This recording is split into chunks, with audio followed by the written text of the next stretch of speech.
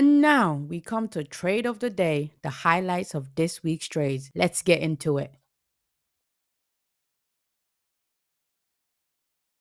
Good evening and welcome to Follow the Money, bringing you the latest updates on everything finance, business, the markets, and investment funds. Our top story this week: Saudi Arabia announces its departure from the petrodollar agreement with the United States after 80 years. Saudi Arabia's decision not to renew its petrodollar deal with the US marks a significant turning point in global economics. The agreement, which expired on Sunday, June 9th, has been a linchpin of the US's economic dominance since its inception in 1974. Signed on June 8, 1974, the petrodollar established two joint commissions between the US and Saudi Arabia, one for economic cooperation and the other for military needs. It was held as a symbol of close ties between the two nations, with American officials hoping it would incentivize Saudi Arabia to increase oil production. However, with the agreement expiration, Saudi Arabia now has the freedom to sell oil and other goods in multiple currencies, including euros, yen, and yuan, rather than exclusively in US dollars. There's also speculations about potential use of digital currencies like Bitcoin. This move signifies a major departure from the petrodollar system established in 1972 when the US abandoned the gold standard. Analysts predict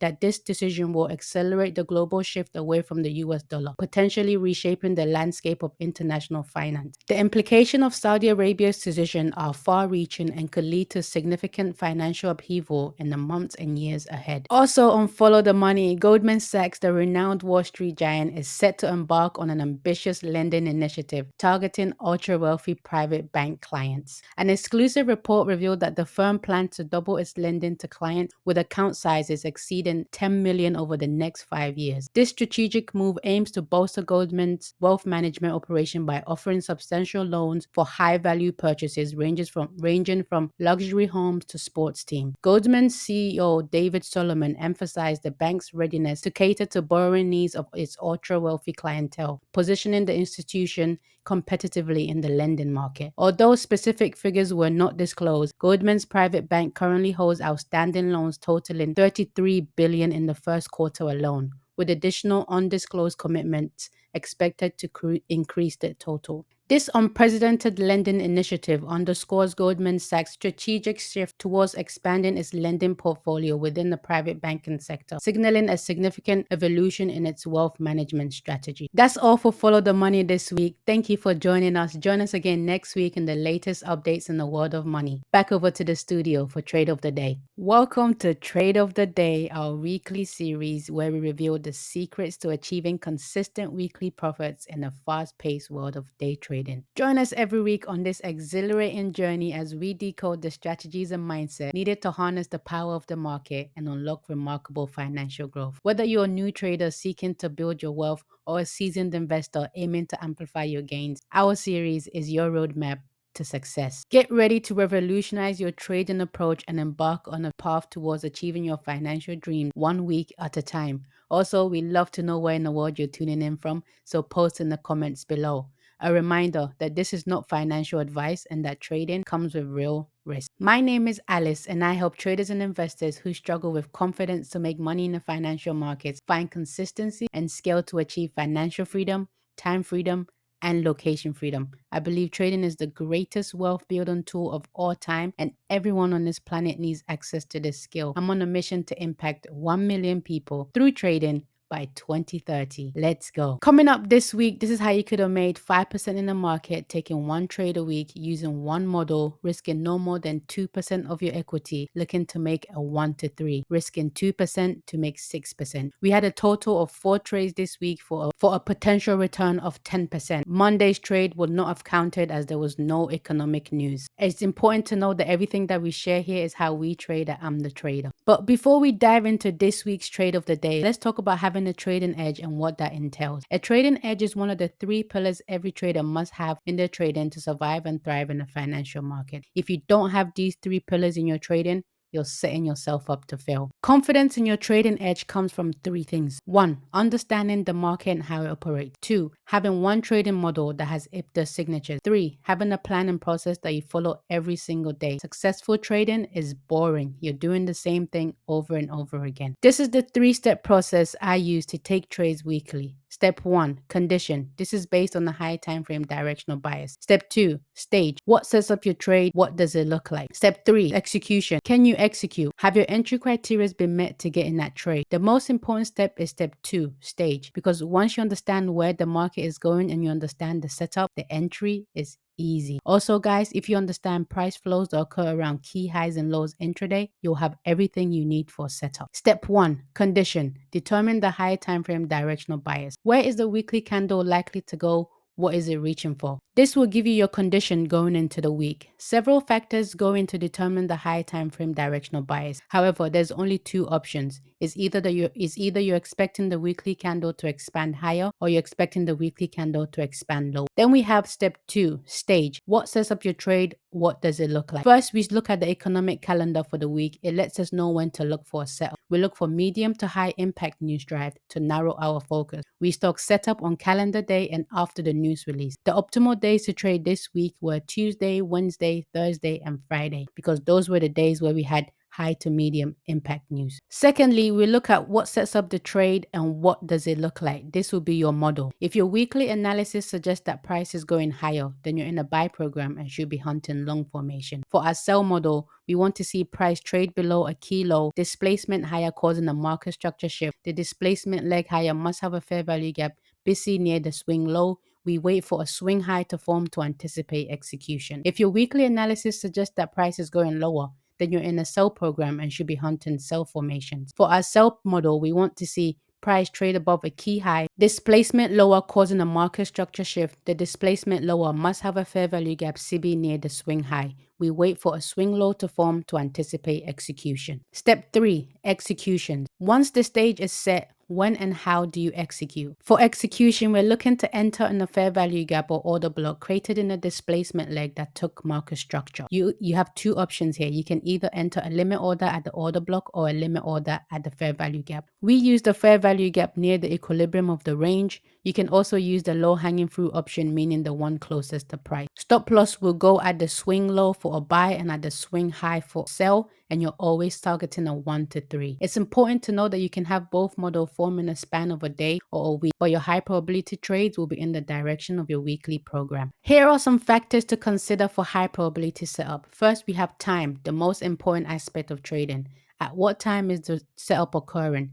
Then we have range. Where are we within the range? Are we in the upper, middle, or lower quadrant with respect to buy or sell? Then we have liquidity. Is there or does price create liquidity right in front of the fair value gap or order block? With regards to this liquidity, once price takes the liquidity and enters the fair value gap or order block, you should see an immediate reaction. Lastly, when can you no longer enter the trade? Where is your cutoff point? For me, once price leaves the 0.5 fib extension, I'm no longer interested in getting in that trade. Trading is a solo sport. You have to make it unique to you and your personality. I'm sure all of this sounds complicated if you're hearing it for the first time, but it's really simple. You just need to show up on a chart and look for it. Now let's head over to price action and look for it in price this week. Welcome to Tracking IBDA. Price action this week was very interesting to say the least. When IBDA has somewhere to go, she goes and she won't always offer you a chance for a setup. I learned how to be still. Day trading isn't every day or even every week trading.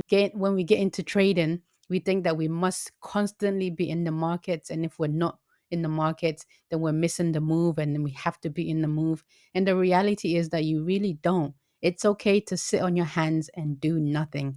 Your setup will not always be in the charts, and as hunters, we know what we're looking for and we do not engage in the market until we see our setup. You become a different kind of trader when you adopt this thinking. The financial markets can feel like a casino, always lit, always busy, and you don't even know if it's day or night. You have to control the variable, and you are the variable. You, the trader, you are the variable. ICT once said, once you're in a trade that's outside of your model, then you're in there blind. And as cruel as this may sound, you cannot hunt efficiently if you're blind. Let's be honest. I finished the week with a 1.9% decrease in equity. I lost $475. I'm not crying about it. Are you? And overall, we're still up on the account 23.8%, which is $5,960. Let's get to hunting, guys. Grab your tools. As always, we'll be looking at the charts in bar replay mode. This means that you won't be able to see my executions. However, you will be able to see my horizontal line, which represent the time aspect of trading. The most important tool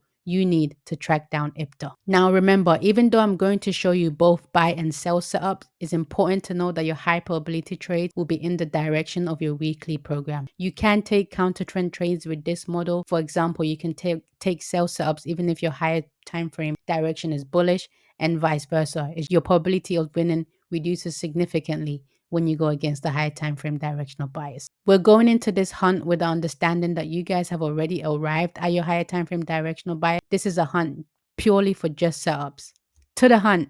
Let's go. Monday, June 10th, trade of the day breakdown. We had a lunch session sell formation. As always, we start with the news, but on this day, we didn't have any economic news, hence why this day was not included in the overall weekly profit potential. Let's break down this trade, okay? So lunch session, we had price trade above a key high, displacement lower causing a market structure shift. The displacement leg lower has a fair value gap SIBI near the swing low. We wait for a swing low to form to anticipate execution. We had the swing low formed right here. For execution, we're looking to enter on a fair value gap created in a displacement leg that took structure at or near the 50%. And as you can see, you would have been tagged in this. You would be getting in on the consequent encouragement because that's the first premium array above the 50% level. So you would have been tagged in this trade at 1241. Is it 1241? Well, if you wasn't tagged in here, you definitely was tagged in here at 1241, breaking even at 102. Getting at that trade at 118 for a total time of 37 minutes in this trade. Drawdown in this trade was 31 tick for a 6% bagged and tagged. This was a counter trend trade. Let's look at factors that made this trade a high probability setup. First, we have the time aspect is the launch session. We have the range. We're in the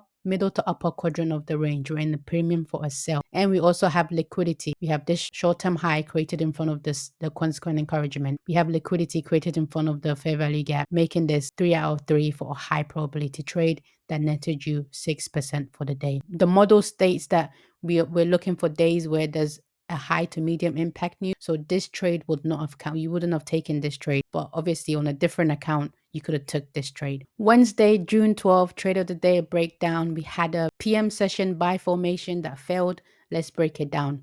As always, we start with the economic calendar, and as you can see, we had high impact news coming out 8. We had FOMC minutes at 2 and 2:33. So after the FOMC minutes was released, we had price trade below a key low. It was a lunch session low. Displacement higher causing a market structure shift. The displacement leg has a fair value gap busy near the swing low. We wait for a swing high to form to anticipate execution. For execution, we're looking to enter on a fair value gap created in a displacement leg that took the structure, okay? And we like to enter if we're buying right below the discount array, right below 50%. And as you can see, we had the high of the fair value gap right here. So you would have been tagged in this trade at 243. You don't get to break even. You're taking out that trade at 249. Total time in this trade was 6 minutes. Drawdown in this trade was 114 ticks for a 2% drawdown. Even though you took a loss, let's look at factors that made this a high probability trade. First, we have the time aspect is the PM session. We have the range. We're in the middle to lower quadrant. We're in a discount for a buy. So we have the range. And also we have liquidity. There's liquidity created in front of the BISI right here. This short-term low, that's liquidity. So 3 out of 3 making this a high probability trade. And even though you took a loss, that is part of the game, okay? That's the only thing promised to trade that you will lose. Like I said, control the variables. Friday, June 14, trade of the day breakdown. We had a PM session sell formation, a counter trend trade. Let's break it down. As always, we start with the economic news, and as you can see, we had medium and high impact news coming out at 10 p.m. session start. We trade above a key high. We have liquidity taken above a key high. Displacement lower causing the market structure shift below the key high. The displacement leg has a fair value gap SIBI near the swing high. We wait for a swing low to form to anticipate execution. For execution, we're looking to enter on a fair value gap created in the displacement leg near the equilibrium of the range. And as you can see, the first one above the 50%, we have the high of the SIBI right here. So you would have been tagged in this trade at 145, breaking even at 216, taking out that trade at 217 for a total time of 32 minutes in this trade. Drawdown in this trade was 36 ticks for a 6% bagged and tagged. Let's look at factors that made this trade a high probability setup. First, we have the time is the PM session, check. We have the range, we're in the middle to upper quadrant of the range, we're in the premium for a range, check. No liquidity created in front of the SIBI right here, but we do have 2 out of the 3, making this a high probability trade. I did get into this trade right at the high of the SIBI right here, but I moved my stop loss to break even prematurely. As you can see, when price got here, in my eyes, it hit the minus 0.5. So right here, I moved to break even, and it came back and took me out. And as you can see, you would have been hitting TP. So moving forward, I'm going to make sure I have a line drawn out at the minus 0.5, and I'm only waiting for price to trade to it or through it to move my stop loss. But that was the trade for that was the first PM session trade for Friday. We also had another one. Let's get into that. So Friday PM session also offered us another sell formation. Let's break it down. We had liquidity taken above the key high, displacement lower causing the market structure shift. The displacement leg has a fair value gap SIBI near the swing high. We wait for a swing low to form to anticipate execution. For execution, we're looking to enter on a fair value gap created in the displacement leg near the equilibrium of the range. And as you can see, the first premium array that's above the 50% was the high, what the consequent encouragement of the SIBI right here. So you would have been tagged in this trade at 329, breaking even at 343, taken out at the same time 343 for a total time of 14 minutes in this trade. Drawdown in this trade was 15 tick for a 6% bag and tagged 12% for the week for the day. Let's look at factors that made this trade a high probability trade. First, we had the time aspect is the PM session check. We have the range, we're in the middle to upper quadrant, we're in the premium for a sell check, and no liquidity created in this setup, but we do have 2 out of the 3 matching up to make this a high probability setup, netting you 6% for the day. This week I really had to learn how to sit on my hands and not engage in the market because my setup was not showing. I did feel myself falling back into old habits where I would be anxious to get in a trade because the market is moving and I'm not in it. But it's okay to sit on your hands and just wait for your setup, okay? When we're hunting the setup, we need to see everything that is in the model for us to engage in the market. If not, like ICT said, you're in the trade blind, and that's what leads to fear and greed in trading. And for those of you wondering about my funded account, I still have access to that funded account.